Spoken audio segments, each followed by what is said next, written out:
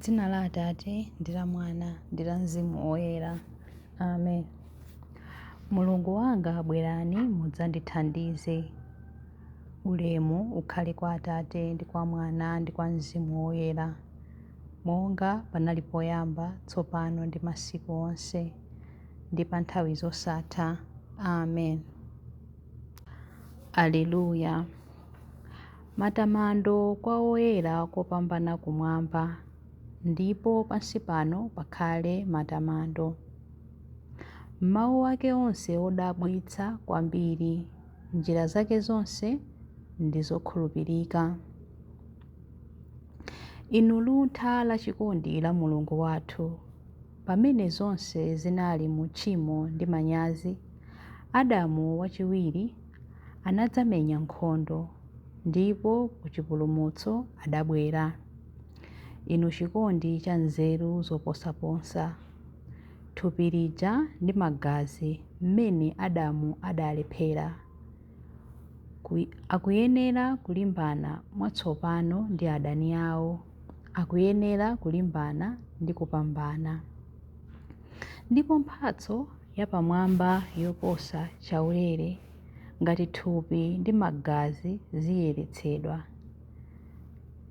Kupezeka kwa Mulungu ndiponso Iye mwini wake, ndikufunika kwa umulungu wonse.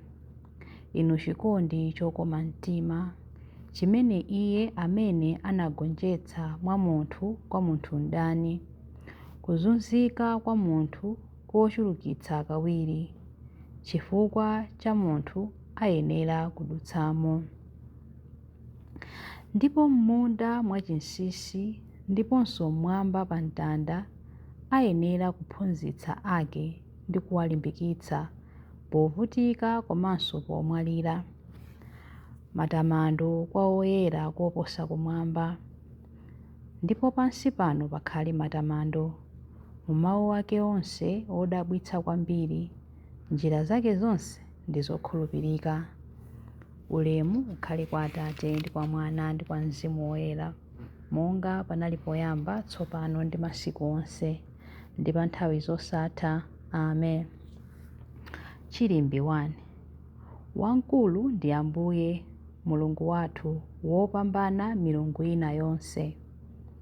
Tamandani dzina la chauta, perekani matamando, inu atumiki a chauta, inu amene mumatumikira m'nyumba ya chauta, m'mabwalo a nyumba ya Mulungu wathu. Tamandani chauta popeza ngwabwino, muyimbireni nyimbo zotamanda dzina lake, popeza nlokoma kwambiri. Wadzisankhulira Yakobe kuti akhale wake, Israeli kuti akhale chuma chake. Pakuti ndimadziwa kuti chauta ndi wamkulu, kuti chauta Mulungu wathu ndi wamphamvu kupambana milungu yonse. Chilichonse chimene chauta amafuna kuchita amachitadi, kumwamba ndi pa dziko lapansi, m'nyanja ndi monse mozama. Ndiye amene amatulutsa mitambo ku mathero a dziko lapansi, amene amachititsa zing'aning'ani za mvula, amene amawombetsa mphepo kuchokera m'nkhokwe zake. Ndiye amene adapha ana achisamba a ku Igupto, ana a anthu ndi anyama zomwe, amene adaonetsa Farao ndi atumiki ake onse zizindikiro zamphamvu ndi zodabwitsa m'dziko la Igupto. Ndiye amene adawononga mitundu yambiri ya anthu ndi kupha mafumu amphamvu aja, Sihoni mfumu ya Aamori ndi Ogi mfumu ya ku Basani, pamodzi ndi maufumu onse a ku Kenani. Adapereka dziko lawo kuti likhale cholowa cha Israeli anthu ake. Ulemu ukhale kwa Atate ndi kwa Mwana ndi kwa Mzimu Woyera, monga panali poyamba, tsopano ndi masiku onse, ndi pa nthawi zosatha. Amen. Wamkulu ndi Ambuye Mulungu wathu, wopambana milungu ina yonse. Chilimbi 2. Inu a nyumba ya Israeli, yamikani Ambuye, ayimbireni masalimo chifukwa ndi achifundo. inu a nyumba ya Israeli, yamikani Ambuye, ayimbireni masalimo chifukwa ndi achifundo. Dzina lanu inu chauta lamuyaya, kutchuka kwanu ndi kwa mibado yonse. Pakuti chauta adzaweruza anthu ake nagamula kuti alibe mlandu, adzachitira chifundo atumiki ake. Mafano a mitundu ina ya anthu ndi asiliva ndi agolide chabe, ndi opangidwa ndi manja a anthu. Pakamwa ali napo koma salankhula, maso ali nawo koma sapenya, makutu ali nawo koma samva, ndipo alibe mpweya m'kamwa mwawo. Anthu amene amapanga mafanowo afanefane nawo, chimozimozi onse amene amawakhulupirira. Inu a m'banja la Israeli, tamandani chauta. Inu a m'banja la Aaroni, tamandani chauta. Inu a m'banja la Levi, tamandani chauta. Inu amene mumaopa chauta, tamandani chauta. Atamandike ku Ziyoni chauta, amene amakhala ku Yerusalemu. Ulemu ukhale kwa Atate ndi kwa Mwana ndi kwa Mzimu Woyera, monga panali poyamba, tsopano ndi masiku onse, ndi pa nthawi zosatha. Amen.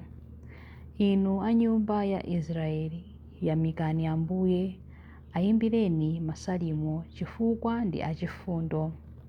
Chilimbi 3. Mafuko onse adzabwera kudzapembedza pamaso panu Ambuye.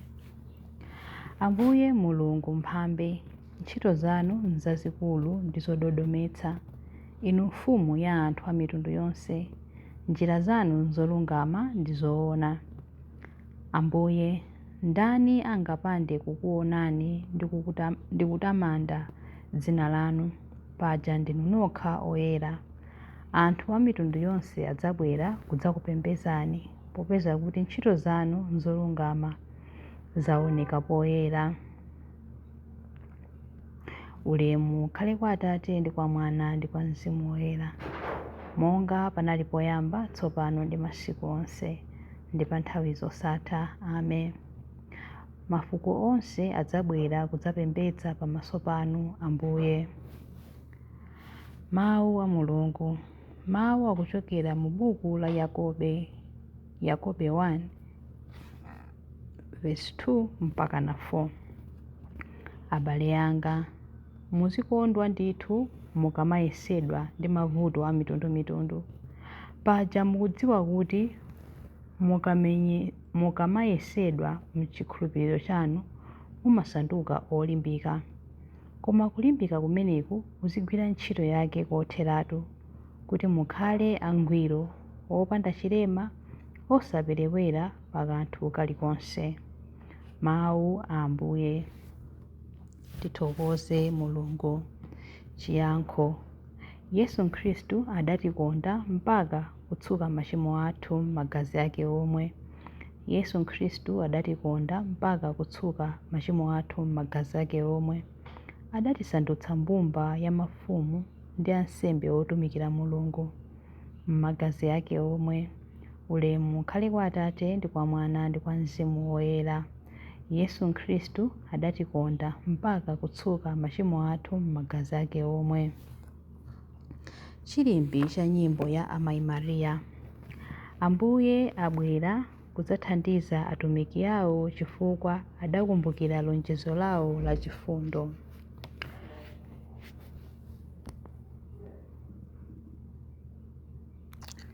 Mtima wanga ukutamanda Ambuye, ndipo mzimu wanga ukukondwera mwa Mulungu mpulumutsi wanga, popeza kuti wayang'ana kutsika kwa mtumiki wake.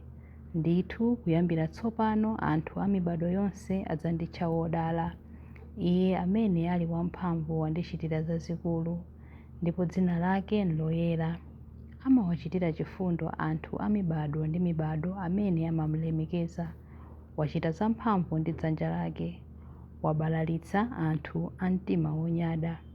Mafumu amphamvu wawatsitsa pa mipando yawo yachifumu, anthu wamba nkuwakweza. Anthu anjala wawakhutitsa ndi zabwino, anthu olemera kuwabweza osawapatsa kanthu. Wadzathandiza anthu ake Aisraeli pokumbukira chifundo chake. Izi ndi zomwe adalonjeza kuti adzawachitira makolo athu akale aja, Abrahamu ndi zidzukulu zake mpaka muyaya. Ulemu ukhale kwa Atate ndi kwa Mwana ndi kwa Mzimu Woyera, monga panali poyamba, tsopano ndi masiku onse, ndi pa nthawi zosatha. Amen. Ambuye adabwera kudzathandiza atumiki awo chifukwa adakumbukira lonjezo lawo la chifundo. Mapemphero. Chifukwa cha machimo athu, Atate adapereka Ambuye athu Yesu ku imfa, ndipo potisandutsa kukhala anthu olungama adamuukitsa kwa akufa. Tiyeni tipemphere. Ambuye muwachitire chisoni anthu anu. Mumvere mapemphero athu ndipo mutikhululukire pamene tikulapa machimo athu. Tipatseni chikhululukiro ndi mtendere. Ambuye muwachitire chisoni anthu anu. Mpostoli wanu adati, kumene tchimo lidawonjezereka ndi komwe chaulere chidasefukira koposa. Mutikhululukire zochimwa zathu. Ambuye muwachitire chisoni anthu anu. Ambuye, ife tidachimwa, chikhalire tikuvomeranso kulandira chifundo chanu chopanda malire. Tithandizeni kutembenuka mtima. Ambuye muwachitire chisoni anthu anu.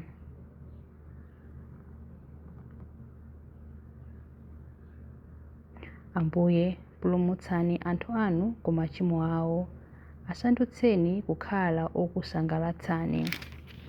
Ambuye muwachitire chisoni anthu anu. Mudatsekula khomo la ku paradizo kwa mbala imene idakhulupirira mwa inu. Musawatsekere zipata zakumwamba iwo amene anamwalira ali wokhulupirira. Ambuye muwachitire chisoni anthu anu.